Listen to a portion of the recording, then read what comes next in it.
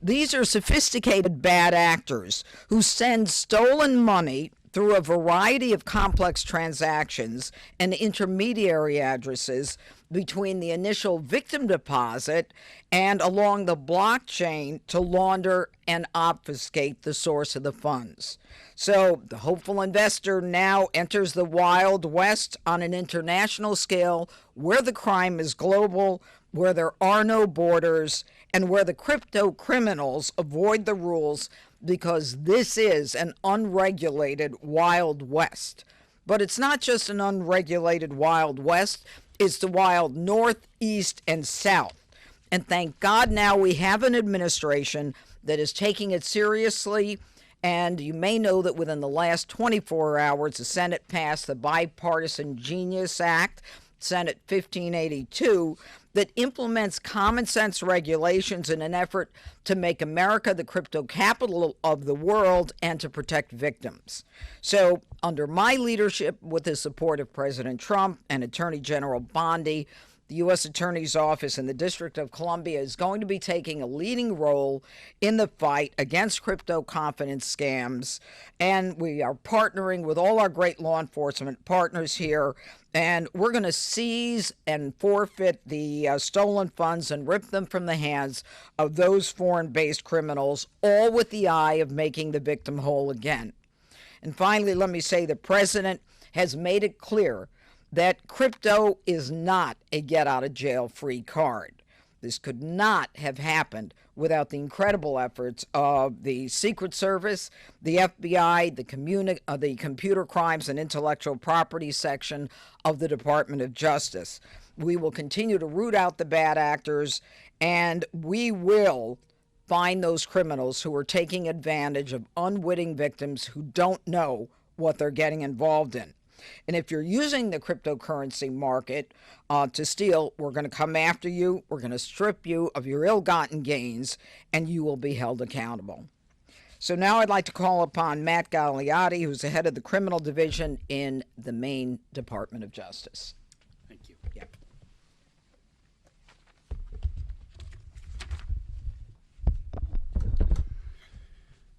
Thank you, United States Attorney Pirro. My name is Matthew Gagliotti, and I'm the head of the Justice Department's Criminal Division, which is over the Computer Crimes and Intellectual Property section.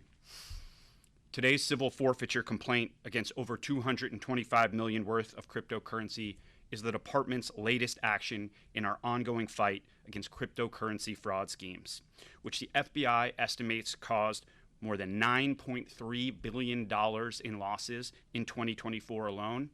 5.8 billion of that were from investment fraud schemes in the cryptocurrency space alone. The criminal scheme alleged in the complaint laundered millions of dollars in cryptocurrency taken by fraud and deceit from over 400 suspected victims who were misled to believe that they were making legitimate cryptocurrency investments. These scammers tried to conceal their actions, executing thousands of transactions across an extensive network of wallets and accounts to launder their ill-gotten gains. This is not the first action we've taken to hold cryptocurrency scammers to account, and it will not be the last. It harms American victims and undermines faith in the cryptocurrency ecosystem. Just last week, the department announced the guilty pleas of 5 men who laundered over $36 million from a victim of cryptocurrency investment fraud schemes that operated out of Cambodia. These defendants face maximum penalties of between 5 and 20 years in prison.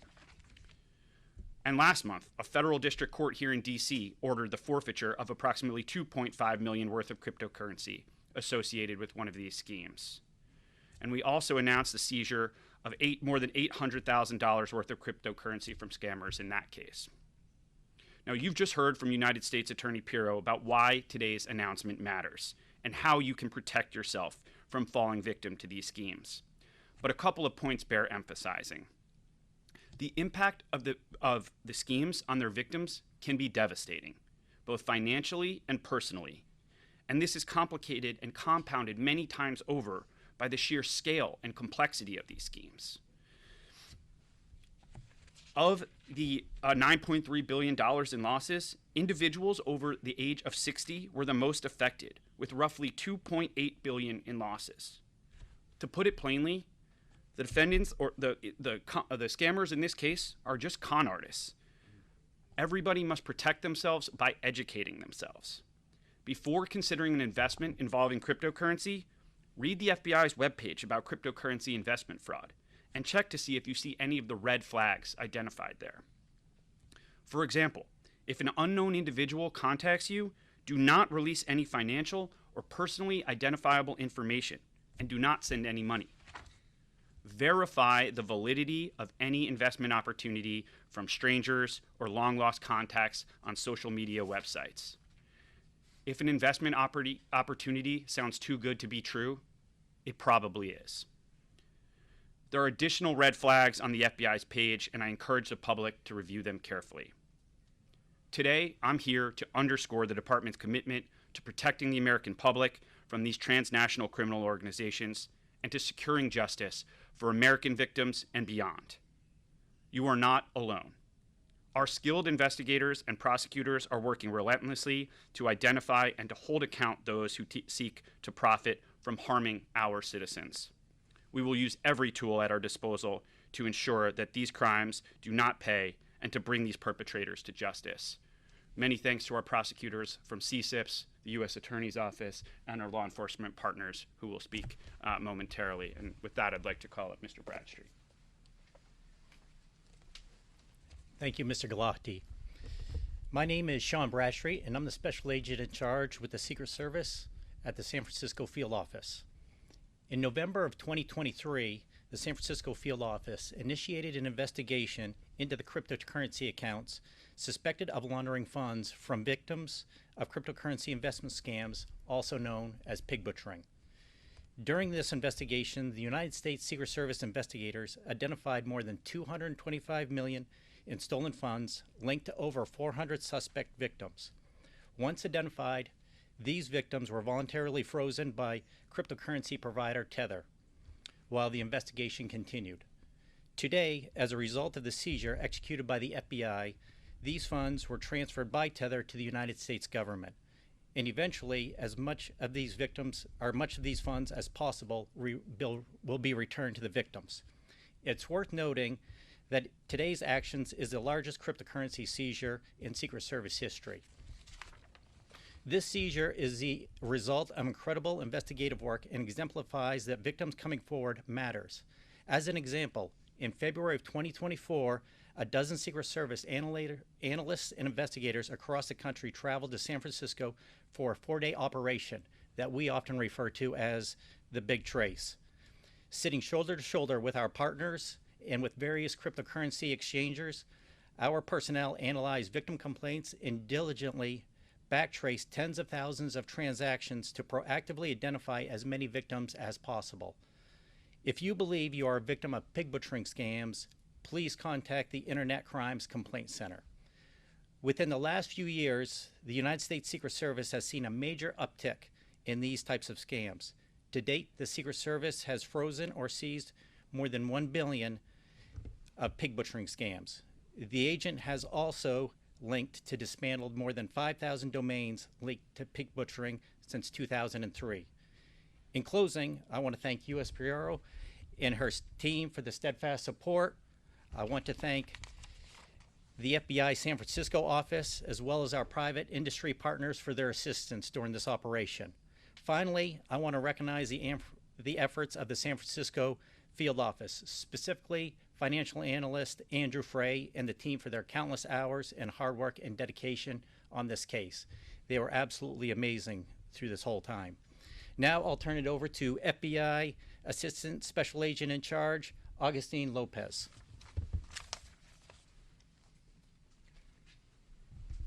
Good morning. The FBI's San Francisco office opened a parallel investigation into this fraud scheme with the Secret Service in March of last year. As detailed in the complaint, the FBI and Secret Service investigators identified cryptocurrency addresses that were part of a complex blockchain money laundering network. These addresses held more than $225 million in illicit cryptocurrency proceeds. Through advanced blockchain analysis and other investigative techniques, The FBI and Secret Service agents traced those funds to schemes that defrauded hundreds of victims, many of whom believed they were making legitimate investments in cryptocurrency. Today's announcement represents a critical step in our ongoing effort to disrupt and dismantle transnational criminal networks exploiting cryptocurrency to defraud innocent people. Today's cryptocurrency investment fraud schemes are not just financial crimes. They cause devastating and long-lasting consequences for victims far beyond financial losses. Many of these scams are calculated, sustained, and emotionally manipulative, often involving scammers who pose as trusted romantic partners or business advisors. Thanks to the tireless and innovative work of the investigators from both the FBI, San Francisco, and the Secret Service, millions of dollars have been recovered and are now one step closer to being returned to victims. This case is a powerful example of what can be achieved through interagency collaboration and persistence in the face of highly sophisticated cross-border financial crimes. We, the FBI, also want to recognize the vital role played by our private sector partners, including blockchain analytics firms and cryptocurrency platforms, who provided key intelligence and assistance in this investigation. These partnerships are essential to keeping pace with criminals who exploit emerging technologies for profit. The private sector is on the front lines with us, and their cooperation is indispensable. The FBI will continue to aggressively pursue those who prey on others through deception and greed, no matter how complex or hidden their schemes may be. We remain fully committed to working alongside our federal partners, international counterparts, and the private sector to protect the public and hold cyber criminals accountable wherever they operate. Lastly, we urge anyone who may be a victim of this fraud scheme to report immediately to the FBI at 1-800-CALL-FBI. Thank you. And I'll turn it back over to the U.S. Attorney. Thank you. All right, as I'm sure you could tell from the discussion by the stakeholders, this is a very complicated scenario, and what we have here are some diagrams that are, I think, they look like a Google map in terms of trying to track money along the blockchain, and it is a very difficult kind of investigation that we're dealing with here. So if you have any questions, we're happy to answer them. Do you know what pig butchering is? Apparently you do. Yes, sir. Yeah, one on topic and one off topic question. Why off topic? This is fascinating. So much is going on in the world. On topic, I mean, you're talking about this as part of a crackdown on crypto scams. And, Yeah. We've seen the sitting president really embrace cryptocurrency, in some cases promoting a coin in his own name, a meme coin, rewarding top purchasers of that with dinners and tours of the White House even. What if any scrutiny do you expect to apply to any kinds of those deals? And then for an off-topic question, I'm probably not going to take the off topic, so don't worry about it. Well, yeah. Let me answer your first question. Look, the president wants to make America the crypto capital of the world.